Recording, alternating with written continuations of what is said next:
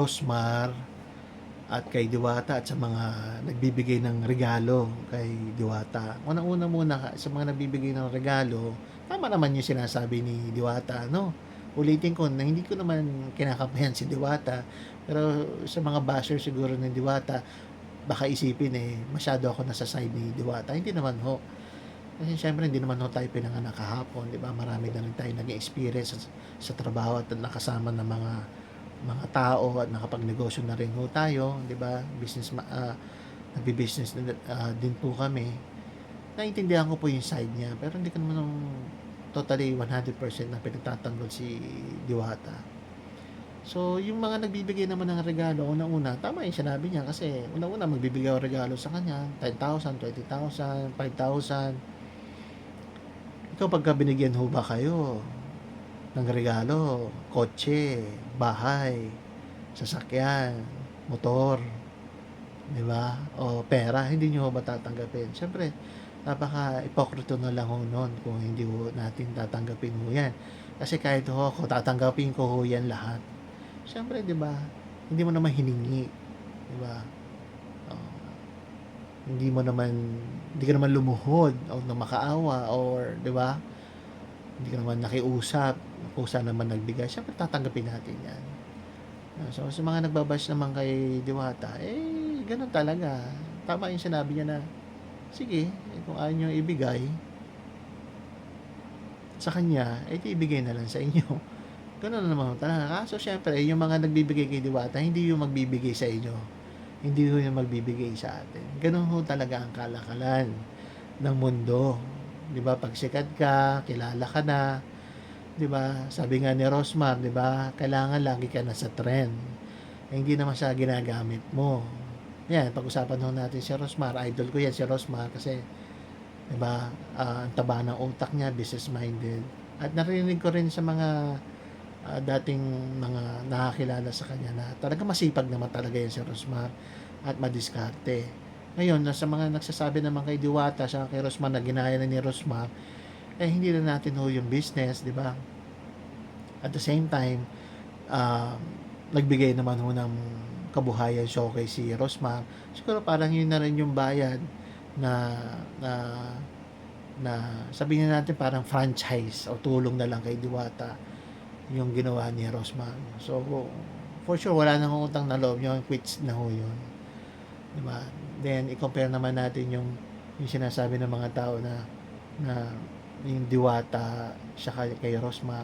Siyempre, guys, may pera na si Rosmar. May free swimming pool, mas maayos na lugar, mas malaki. Si Diwata ho ay nasisimula pa lang ho. At parating na ho siya dyan for sure. 'Di ba? Sooner or later magiging ganun na rin ho siya. So, yun lang naman po yun sa akin, guys. So, guys, ito naman tungkol sa lasa ng pagkain ng Diwata Pares Overload. So, okay siya, guys. Ako, at my age, ayoko dati gusto ko ng maalat, gusto ko ng matamis, pero ganun pala, 'di ba? Minsan pagka nagkakaedad ka, 'di ba, nagbabago yung gusto mo. Dati ito gusto mo, ngayon ayaw mo na. Ngayon yung Diwata Pares Overload swabing-swabe, walang aftertaste, hindi maalat, hindi matamis, at meron namang ah, tatlong panghalo doon, 'di ba? May soy sauce yata, may patis o something, chili sauce. Timplahin mo na lang kung matatabangan ka or something, 'di ba? Hindi mo gusto. Okay, pero para sa akin, winner siya. Ang concern ko lang do sa Diwata Pares Overload kasi hindi nga ako masyadong mahilig sa tosta. Parang mahilig kasi ako sa Japanese food. Gusto ko yung kalahati lang. Medyo crunchy pero hindi siya tosta. Kasi yun ang gusto ko, yun ang prefer ko. Pero hindi ko naman sinabi na sunog yung nangyari dun sa mga laman ng Pares ni Diwata. Nakakain naman ho, okay pa rin naman siya. Pero siyempre, iba-iba tayo ng gusto, iba-iba tayong panlasa. Kung ako lang masusunod, sana nag-separate siya o yung mga laman ng Pares doon, di ba? Merong "Oh, 'to tusta." Lahat kasi may mga taong ganyan, mga taong kakilalang ganyan gusto ng tusta, ako naman ayoko ng gano'n. So, siguro mas better na gumawa siya ng dalawang variant na pangsahog na chicharong bulaklak, 'di ba, et cetera, et cetera. Ang hindi ko pa na-try yung longganisa barbecue and, may mga ice cream sa labas pero hindi na sa kanya yon. Tapos ngayon siguro yung owner meron ng sa area niya meron ng kapihan, may nakita akong kapihan dun or parang hindi ko alam kung, green tea mga ganyan-ganyan. Pero hindi ko lang alam kung sa kanya yon at meron na rin parking sa loob, puwede rin mag-parking sa labas. Meron po siyang pay parking sa loob guys, ha, kasi nakapag-park kami dun sa loob, may bayad. Nakalimutan ko kung 20 yata o 50. So, ganun ang rates ng parking. Then, ang nagustuhan ko doon, the best doon is yung chicken. Yung chicken joy niya. Chicken ni Diwata. Sobrang laki.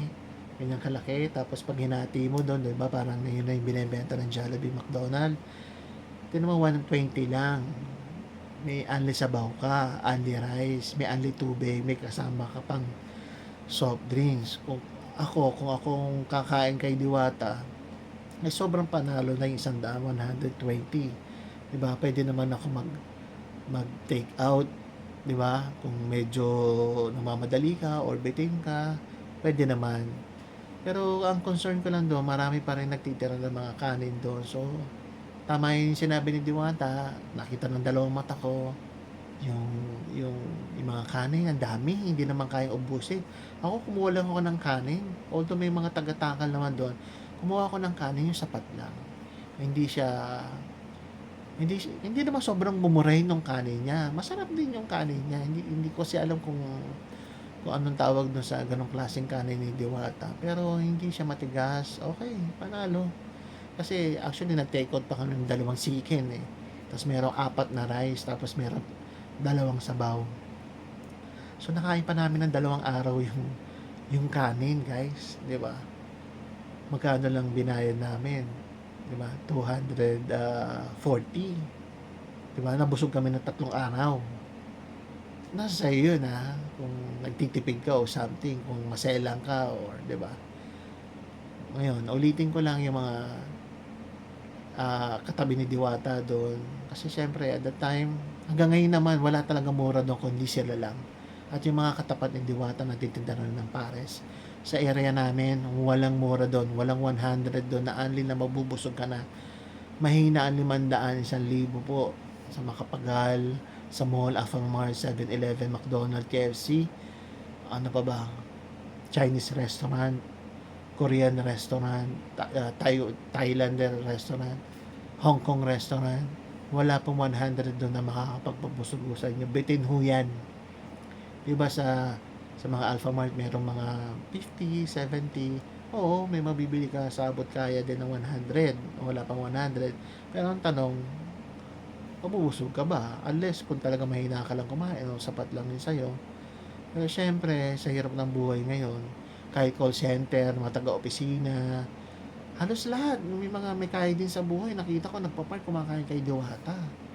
Pangmasa ho talaga. So, para sa akin, ang paborito ko ngayon, number 1 sa akin yung chicken and yung Paris Overload. Masarap siya, guys. Babalik ako doon. Kung tatanungin niya, babalik ako doon. Definitely, babalik ako doon. At least 2 o 3 times a week pag nandun ako sa area namin. At ito naman ay para sa mga basher. Siyempre, hindi ko kasi ugali mag-bash. So, hindi ko alam kung ano yung nararamdaman ng mga basher. Kung bakit nakapagsalita ng mga hindi magaganda sa kapwa. Kasi never naman ako sa buong buhay ko nakapag-bash. Oo, may mga nakaaway. Pero syempre, di ba, hinaharap ho natin yan. Pero pagka nakatalikod, hindi ho, masama ho yan ganyan. So, sabi nga nila, pagka hindi ka daw sikat pag wala kang basher, which is true kahit sa celebrity, di ba? Tapos pagka pagka punong-puno daw yung ang bunga ng isang puno, kaya binabato yan kasi di ba? Para malaglag, scrum mentality. So sa tingin ko suportahan na lang ho natin si Diwata, let's support each other para mas maraming yumaman, 'di ba? Mas masaya, mas maraming mayaman, 'di ba? Kasi pagka may kaya ka na sa buhay, ganyan kagaya ni Diwata, hindi niyo ba napapansin guys, kasi siyempre negosyante rin ako, maliit na negosyo. Kung meron kang negosyo, whatever kung ano man yan, kakailanganin mo ng tao. Siyempre yung pamilya nila, natutulungan nila. Napapag-aral yung anak, di ba? Yung pamangkin, o natutulungan yung may sakit, nabibili mo yung mga gusto mo, nakakaipon ka. Di ba? Ay, doon na lang ho natin tingnan mo yan. So, lahat ng sinabi ni Diwata na magaganda, which is true, simula sa buhay niya, hanggang sa ngayon, sa tingin ko, marami pang, ano, tapos napanood ko pa nga yung huli, di ba? Na, pag hindi na daw sumikat yung Diwata Paris Overload niya, parang okay lang din sa kanya, di ba? Maghanap ulit ng iba. Ganun talaga ang buhay, walang permanente kasikatan, walang permanenteng sikat na kainan, di ba? Unless siguro sa mga matatagal na, kagaya ng Jollibee, KFC, di ba? Kasi talagang minahal ng tao masa na yan. Kaya sana maging tuloy-tuloy pa rin yung ginagawa ng ating kapatid na si Sister Diwata. Kasi masarap eh. Okay naman, pagmasa. Bakit hindi? Ako nagustuhan ko. Diba? Guys, ulitin ko, mayaman, mahirap kumakain kay Diwata. Diba? May mga kaibigan ako na kumakain dun. May mga kakain talaga sa buhay, pero simple lang manamay, kaya hindi mo nakakalain. Diba? Okay siya. Diba? Kaya sana magtuloy-tuloy po yung blessing na binigay ni Lord, at sana marami pa siya matulungan. Ang wish ko sa kanya, diba, maging tumagal pa siya sa career niya sa showbiz na inaano sa Batang Quiapo. Isingit mo ako doon, Diwata, ha, pagka kailangan mo ng tao. Diba? So, kung mapapanood mo to, I salute, masaya kami, masaya mga taga-Pasay sa'yo, at inshallah, and we'll see what will happen in the future. Pero for now, tuloy-tuloy lang yan, diba? Gumawa na mabuti, tumulong sa kapwa, konting pasensya lang, diba? Mas habaan pa natin yung pasensya natin sa mga nagpapapicture, diba? Para hindi tayo mabash, ganun talaga, sikat ka na yan, celebrity ka, tanggapin mo na yan, di ba? Di ba? Maraming taong may gusto nasa posisyon mo ngayon, di ba? Na maging sumikat, magkaroon ng fame, magkaroon ng kabuhayan, maraming ganyan, di ba? Na hindi nila na-achieve, pero binigay ng Panginoon din sa'yo, kaya pagyamanin mo. At yun lang naman guys, at sa mga, ulitin ko na, sa mga hindi pa mo nakapag-subscribe, please do like, share, and subscribe to my YouTube channel, Jangguloy TV channel. Until next time guys, at maraming salamat. Tingnan natin ano mga show content na gagawin natin, kasi hindi pa ako nakakabili. Inshallah, tingnan natin kung ano, kung may blessing, and we'll see. At sa mga ano sa akin na kung hindi na ako nakakatakbo pa rin ako, pero hindi ako nakasama sa fun run. Itong 2024, wala pa ako nasasalihan na kahit na ano, kahit isa. And this is my first vlog ng 2024 kay Diwata. Yun lang guys, at God bless. Diba? Ang kasabihan natin, galaw-galaw nga, hindi. Ano ba yung kasabihan natin? Nakalimutan ko. Ang kasabihan natin guys, pag gusto may paraan, pag-ayaw maraming dahilan. I'm Jangguloy, at maraming pong salamat sa suporta. See you in the next one. God bless everyone. Ciao.